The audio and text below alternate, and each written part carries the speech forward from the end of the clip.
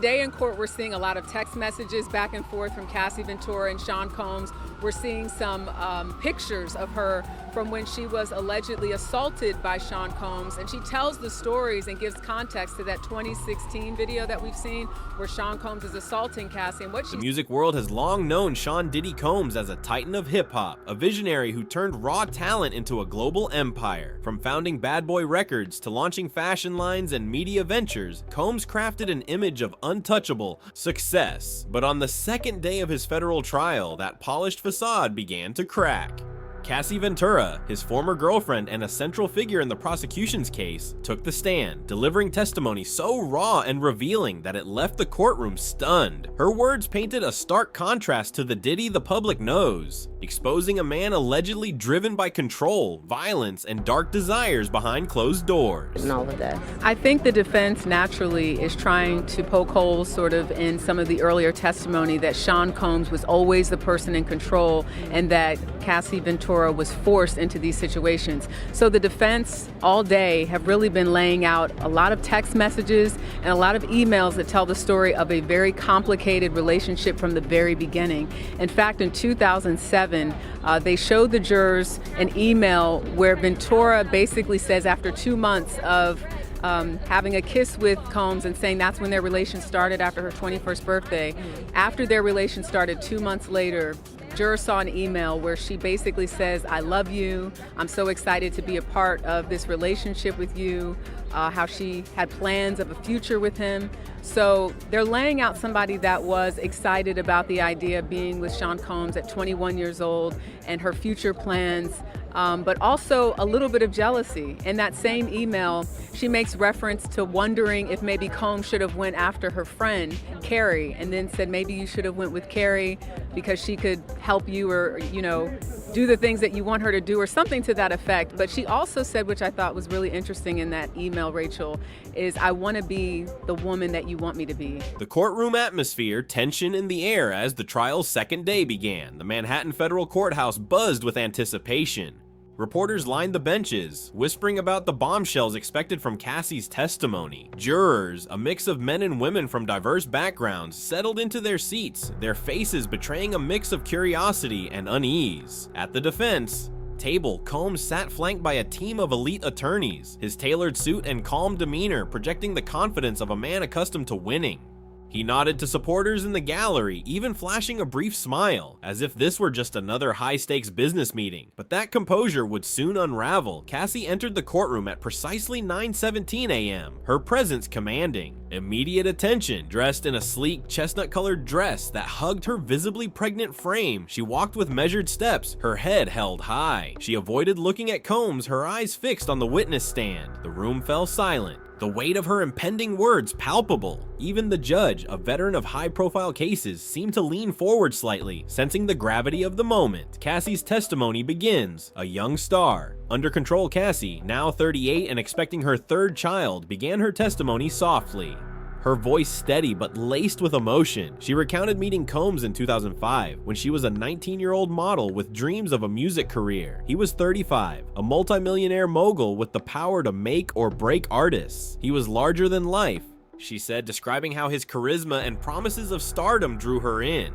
Within months, she signed a 10-album deal with Bad Boy Records, a move that tied her career and her life to Combs. But what began as a fairy tale soon turned into a nightmare, Cassie alleged. She described a relationship defined by control. From the start, Combs, she claimed, insisted on knowing her every move, calling her incessantly to check her whereabouts. If I was out with friends, he'd show up unannounced, she said, her voice tightening. He'd smile for the cameras, but his eyes told a different story. She testified that he installed tracking software on her phone, allowing him to monitor her location in real time. Once she recalled, he called her just minutes after she arrived at a friend's apartment, asking, "Why didn't you tell me you were there?" The control extended to her career. Cassie said Combs allegedly threatened to shelve her music if she didn't comply with his demands, once canceling a collaboration with a major producer because he felt the producer was too close to her. He'd say, "You don't need them, you have me," she testified. Over time, she claimed, he isolated her from friends and family, cutting off anyone who might encourage her to leave. By my early 20s, he was my whole world, she said, her voice breaking. I didn't know how to say no. The Freakoffs, a disturbing revelation. The courtroom grew tense as Cassie introduced a term that would dominate the day's testimony. Freakoffs. She described these as orchestrated sexual encounters directed by Combs, in which she was instructed to engage with escorts while he watched. He called it voyeurism, she said, her voice barely above a whisper. He'd decide everything, who I was with, what I wore, even the lighting in the room. The first freak-off occurred about a year into their relationship when Cassie was 21. I was young, naive, she said. I thought it was what I had to do to make him happy. Cassie's testimony about the freak-offs was unflinching. She described how they became a regular part of their relationship, sometimes happening multiple times a week. It felt like a job, she said, explaining how she was tasked with arranging the encounters, hiring escorts, and ensuring everything met Combs' specifications. She testified that she participated out of fear of losing her career, fear of his anger, fear that he might blackmail her with compromising videos he allegedly recorded. He'd remind me he had footage, she said. He'd say, "You don't want this getting out, do you?" The prosecution asked if she ever enjoyed the freak-offs. Cassie paused, her eyes welling up. Sometimes, she admitted, her voice cracking. Not because I wanted to, but because it was the only time I got to be alone with him. I loved him. The admission hung heavy in the room, a testament to the psychological hold Combs allegedly had over her. She described feeling dirty after the first encounter, wanting to stop but feeling powerless. In 2010, she sent Combs an email suggesting they discuss the freak-offs, but when he responded dismissively, she backtracked, afraid of his reaction. The jury saw the email exchange, with Cassie's hesitant words projected on a screen. "It's not that I don't want to, I just want to talk." The 2016 hotel video and a new bombshell Cassie's testimony turned to the 2016 hotel incident, a video of which has been widely discussed. She described how Combs, enraged after an argument, chased her through a Los Angeles hotel hallway, shoving her to the ground and kicking her as she tried to flee. "I thought he was going to kill me," she said, her voice trembling. The prosecution played the grainy surveillance footage showing Combs' aggressive pursuit and Cassie's desperate attempt to escape. Jurors watched in silence, some visibly recoiling at the violence. But Cassie had another hotel incident to reveal, one previously unknown to the public. She recounted a night at the Four Seasons in New York after a 2012 industry party. Combs, she alleged, became furious when he saw her speaking to another music executive. "He grabbed my arm so hard I had bruises for weeks," she said. In their hotel suite, she claimed he threw a wine glass at her head, shattering it against the wall. He then trashed the room, smashing a mirror and overturning furniture. "He wouldn't let me leave for 2 days," she testified. "He took my phone, stood by the door, and said, 'You're not going anywhere until I say so.'" To support her account, Cassie presented photos she took the next morning, shaky selfies showing a swollen lip, a bruised forearm, and red marks on her neck. "I took them because I was scared no one would believe me," she said. The prosecution displayed the images and the jury's reaction was immediate. One woman covered her mouth. Another juror, a middle-aged man, looked away. Combs' legal team objected, arguing the photos were unauthenticated, but the judge overruled, admitting them as evidence. The photos, raw and unpolished, seemed to hit the jury harder than any polished exhibit could. Combs unraveling, a mogul loses control as Cassie spoke. Combs' demeanor shifted dramatically. The confident mogul who strode into court that morning began to fray. He fidgeted with his tie, scribbled notes to his lawyers, and whispered urgently to his lead attorney, who at one point placed a hand on his arm to calm him. When Cassie described the freak-offs, he shook his head, mouthing, "That's not true."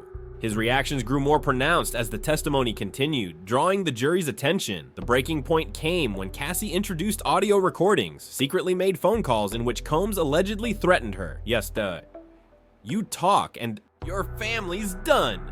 His voice boomed through the courtroom speakers. Combs leapt from his chair, shouting, "That's edited. You know it didn't happen like that." His lawyers scrambled to restrain him, one grabbing his suit jacket. To pull him down, The judge banged her gavel, calling for order and warning Combs, "One more outburst and you'll be removed." The jury watched, wide-eyed, as the man who once controlled boardrooms and stages struggled to control himself. During a brief recess, Combs sat alone at the defense table, his head bowed. His entourage, which had filled the gallery that morning, began to thin. By the afternoon, only a handful remained, their faces grim. One supporter, a longtime associate, slipped out after the audio played, avoiding eye contact with reporters. The shift was stark. The man who entered as a king was now isolated, his empire seemingly crumbling in real time.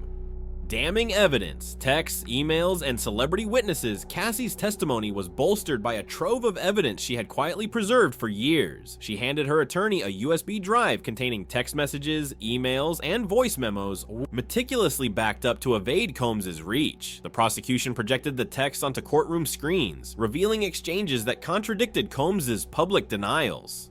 In one, sent after a 2011 argument, Combs wrote, "I messed up last night. Won't happen again. What do you need?" Another, from 2013, offered her $1.5 million to keep quiet about everything. A third showed him apologizing for getting physical at a Miami event, promising, "I'll make it right." Even more damaging were texts from industry insiders who had witnessed Combs' behavior. A Grammy-winning rapper texted Cassie after a 2010 party, "Saw what he did. You don't deserve that. My house is open if you need it." A veteran producer who worked with Combs for years wrote, "I told him to stop. This ain't right. Call me when you're safe." A pop star, a household name, messaged, "I've known him forever, but that was scary. You okay?" These messages from Combs' inner circle shattered his claim that no one had seen anything amiss. Combs' legal team fought to exclude the texts, arguing they were hearsay and improperly submitted. The judge, after a heated sidebar, ruled them admissible, calling them critical to establishing a pattern. Combs visibly slumped, his hands covering his face. The jury, meanwhile, scribbled notes furiously, their focus unwavering. One juror, a young woman, glanced at Combs with a look of disbelief, as if seeing him for the first time. The prosecution's strategy, a criminal enterprise, Cassie's testimony is the cornerstone of the prosecution's case, which alleges that Combs ran a criminal enterprise to fulfill his sexual desires. Prosecutors painted a picture of a man who used his wealth, influence, and network to manipulate and exploit. Cassie named key figures in Combs' orbit: his former chief of staff, a security chief, a driver who allegedly facilitated the Freakoffs and covered up incidents. Photos of these associates were shown to the jury, with Cassie explaining their roles. They were his eyes and ears. They made sure everything went his way. The prosecution also highlighted Combs' control over Cassie's career, presenting contracts that gave Bad Boy Records sweeping authority over her music. One clause allowed Combs to veto any collaboration without explanation, a power Cassie said he wielded to keep her dependent. He'd say, "You're nothing without me." She testified, and I started to believe it. The defense's counter, a consensual relationship Combs' attorneys, led by a sharp-tongued litigator known for defending celebrities, argued that Cassie's allegations are exaggerated. They portrayed the relationship as consensual, driven by mutual ambition. Ms. Ventura was a young artist eager for fame, the lead attorney said in opening statements. Mr. Combs gave her a platform, a record deal, a chance to shine. She chose to stay.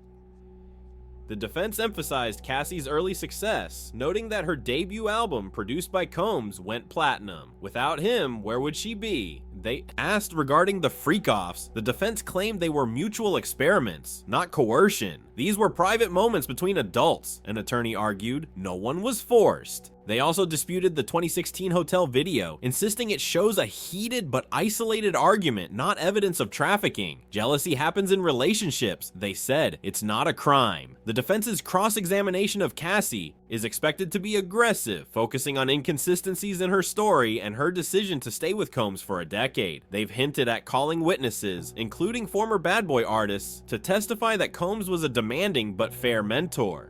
But on day 2, the defense seemed rattled, their objections growing frantic as Cassie's evidence mounted. The jury's reaction, a shifting tide. The jury, a cross-section of New Yorkers, watched Cassie's testimony with rapt attention. During the freak-off descriptions, several jurors shifted uncomfortably, their faces tight with unease. The hotel photos drew gasps. One older juror wiped tears as Cassie described being trapped in the room. When the audio recordings played, a young male juror stared at Combs, his expression hardening. The texts from celebrities seemed to resonate deeply, with jurors exchanging glances as names they recognized appeared on screen. Combs's reactions didn't help his case. His outbursts and visible agitation contrasted sharply with Cassie's calm, measured delivery. He looked like he was unraveling, one reporter whispered to a colleague. The judge's warnings only underscored his loss of control, a stark departure from the cool-headed mogul the jury had read about in pre-trial coverage. Cassie's emotional toll, a woman reclaiming her voice. Cassie's pregnancy added a layer of poignancy to her testimony. She paused several times to sip water, her hand resting on her belly as she gathered herself. When discussing the Freakoffs, she grew tearful, admitting, "I did it to make him happy because I thought that's what love was." The vulnerability resonated, humanizing her in a way that no legal argument could counter. "I was 21, she said. "I didn't know who I was. He told me who to be." Her composure faltered most when discussing the psychological toll. "I felt like I was disappearing," she said, describing years of isolation and fear. "Even now, talking about it, I feel that girl inside me, scared and small." Yet, she pressed on, her voice growing stronger as she detailed the evidence she'd saved. "I kept those texts, those photos, because I knew one day I'd need them." She said, "Today is that day." The broader impact, a legacy in Jeopardy Combs' trial, is more than a legal battle. It's a reckoning for an icon. For decades, he was hip-hop's golden child, a self-made billionaire who turned street dreams into corporate reality. His parties were legendary, his influence unmatched. But Cassie's testimony threatens to rewrite that narrative, casting him as a predator who used power to exploit. The allegations, abuse, coercion, a criminal network, strike at the heart of his legacy. The music industry is watching closely. Whispers of Combs' behavior have circulated for years, but fear of his clout kept them quiet. Now, with Cassie's public stand, others may come forward. Social media is ablaze, with the justice for Cassie trending alongside debates about Combs' guilt. Some fans defend him, citing his contributions to music. Others, swayed by the evidence, call for accountability. "This isn't just about Diddy," one ex-post read. "It's about who gets away with what when they're untouchable." What's next? A trial far from over. As day 2 ended, the courtroom felt like a different place. Combs, once surrounded by loyalists, left with only his lawyers, his head bowed. As cameras flashed, Cassie, exhausted but resolute, was escorted out a side exit, avoiding the media scrum. The jury, dismissed for the day, filed out in silence. Their faces unreadable, but their notebooks filled. Cassie's testimony is expected to continue for at least 2 more days, with the prosecution planning to delve deeper into the freak-off logistics and Combs' alleged enterprise. The defense will get its chance to cross-examine, a moment that could shift the trial's momentum or further damage Combs' case. Other witnesses, possibly including the celebrities named in Cassie's texts, may take the stand, adding new layers to the saga. For now, one thing is clear: Cassie Ventura has changed the narrative. Her courage in facing a man who once controlled her life has sent shockwaves through the industry and beyond. Whether Combs can salvage his reputation or his freedom remains uncertain, but in that Manhattan courtroom, the myth of the untouchable mogul is fading, replaced by a story of accountability that no one can ignore.